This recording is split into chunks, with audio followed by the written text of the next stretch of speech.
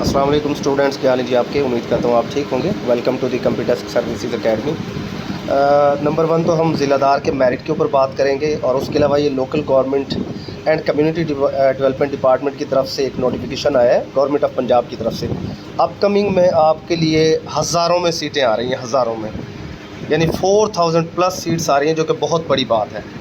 और ये सीटें, ये नोटिफिकेशन आ चुका है, अनकरीब ये सीट्स अनाउंस होंगी लोकल गवर्नमेंट की तरफ से।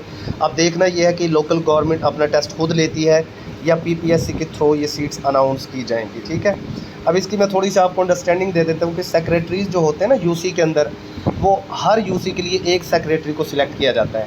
इसी तरह नायब कासिद चौकीदार भी हर यूसी के लिए एक ही होता है। आगे ये मज़ीद जो है ना उसकी डिवीजन की गई है, ये आपके लिए इम्पोर्टेंट नहीं है। अब आगे टोटल यूनियंस की अगर हम बात करें तो वो 4015 है।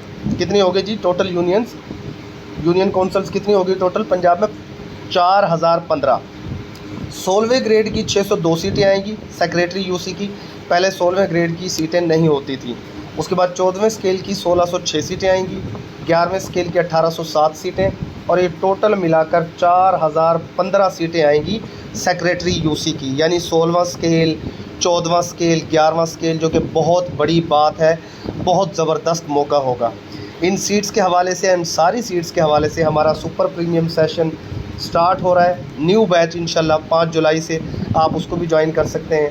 अच्छा, इसी तरह नायब कासिद और चौकीदार की भी 4015 सीटें होंगी। ये वही मैट्रिक या 8 जमात पास जो लोग होंगे वो अप्लाई कर सकेंगे। 16 ग्रेड के ऊपर कम अज़ कम बैचलर्स मांगा जाएगा। इसी तरह 14 ग्रेड के ऊपर भी कम अज़ कम बैचलर्स मांगा जाएगा। 11वें स्केल के ऊपर हो सकता है कि वो एफएससी वालों को, इंटरमीडिएट वालों को एलिजिबल करार दें और साथ कोई कोर्स, कोई डिप्लोमा वगैरह मांग लें। तो ये एक मेरे ख्याल से बहुत बड़ी खुशखबरी है आप लोगों के लिए। इतनी बड़ी तादाद 4015 छोटी नहीं है। अब हम बात कर लेते हैं ज़िलादार के पेपर की। ठीक है, ज़िलादार का जो पेपर हुआ, मैंने मॉर्निंग और इवनिंग दोनों को देख लिया है। जिन लोगों ने मॉर्निंग का पेपर दिया वो कहते हैं जी मॉर्निंग का टफ था, जिन्होंने इवनिंग का दिया वो कहते हैं इवनिंग का टफ था। बहरहाल चाहे आपका पेपर मॉर्निंग में हुआ चाहे इवनिंग में हुआ, जिन लोगों की सीटें 10 या 10 से ज़्यादा है ना, वहाँ पर तो आपका मेरिट रहेगा तकरीबन 65 टू 68 इंशाल्लाह। इससे ज़्यादा नहीं होगा, लेकिन इससे कम भी नहीं हो सकता। जो लोग कह रहे हैं ना कि 61-62 हो सकता है, तो मुझे नहीं लगता, क्योंकि पेपर बहुत ज़्यादा रफ नहीं था। हाँ, करंट अफेयर्स की वजह से डाउन जा सकता है। बहरहाल जिसका 65 टू 68 है, चाहे वो मॉर्निंग में है चाहे इवनिंग में है, जब 10 या 10 से ज़्यादा सीटें हैं, वो अपने आप को सेफ जोन में समझे। और जहाँ पर 10 से कम सीटें हैं, यानी 1, 2, 3 है, वहाँ तो ऑफ कोर्स आपका जो मेरिट है वो 70 प्लस जाएगा। अब वो 70 प्लस में वो 72 से लेकर 75 तक भी हो सकता है, 72 से लेकर 75 तक भी हो सकता है।